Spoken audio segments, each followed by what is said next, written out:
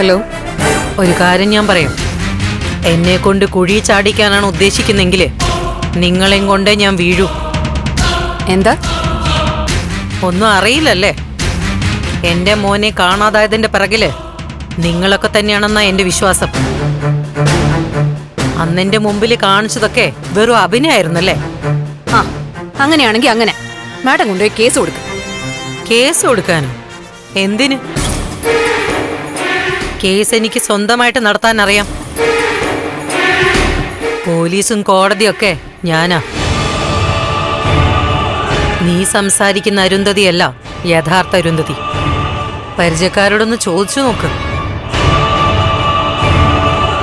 ഞാൻ ആരായിരുന്നു എന്നും എന്റെ പവർ എന്തായിരുന്നു എന്നും ഞാൻ എന്തൊക്കെ ചെയ്തിരുന്നു എന്നൊക്കെ നിനക്കറിയാൻ പറ്റും. പണ്ടത്തെ പ്രതാപമൊന്നും ഇപ്പൊ പറഞ്ഞിട്ട് ഒരു കാര്യമില്ല മാഡം. പിന്നെ മാഡം, ഇസബെല്ലയെ കുറിച്ചും ഒന്ന് അന്വേഷിച്ച് നോക്ക്. അറിയാവുന്നവര് പറഞ്ഞു തരും. അല്ല, വേണ്ട, മറ്റാരോടും ചോദിക്കണ്ട. എവിടെയോ കൊണ്ട് ഒളിപ്പിച്ചു വെച്ചിട്ടല്ലേ സ്വന്തം മോനെ. അവനോട് ചോദിച്ചാലും മതി.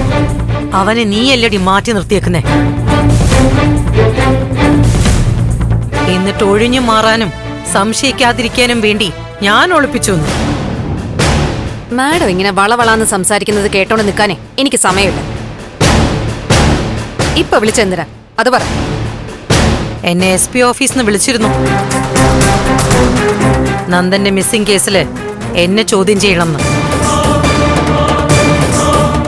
SP ഓഫീസിലേക്ക് ഉടനെ ചെല്ലണമെന്ന്. എന്താ നീയൊന്നും പറയാതിരിക്കുന്നേ? ചോദ്യം ചെയ്യാൻ വിളിച്ചെങ്കിൽ പോണം. അതിനിപ്പോ എന്നെ വിളിച്ചു പറയുന്ന എന്തിനാ? നീ അങ്ങനെ ഓവർ സ്മാർട്ടാവാതെ. നിനക്കറിയാം നന്ദൻ എവിടെയുണ്ടെന്ന്.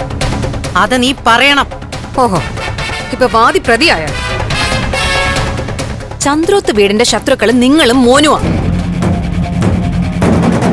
പ്രഭാവതിയും നന്ദനെയും കൊല്ലുവെന്ന് ശപഥം ചെയ്ത് നടന്നത് നിങ്ങളല്ലേ? ഞാൻ നന്ദന്റെ ഏറ്റവും അടുത്ത ഫ്രണ്ടാ. അതുകൊണ്ട് പോലീസ് ചോദ്യം ചോദിക്കുന്നതിന് സമാധാനം നിങ്ങൾ തന്നെ പറഞ്ഞാൽ മതി.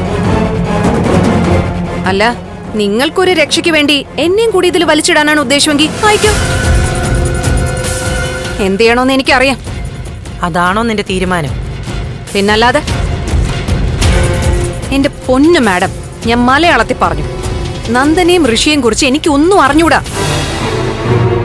ഇക്കാര്യത്തിൽ എനിക്ക് നിങ്ങളെ സഹായിക്കാനും കഴിയില്ല. ശരി, എങ്കിൽ എന്റെ തീരുമാനം അനുസരിച്ച് കാര്യങ്ങൾ ഞാനും ചെയ്തോളാം.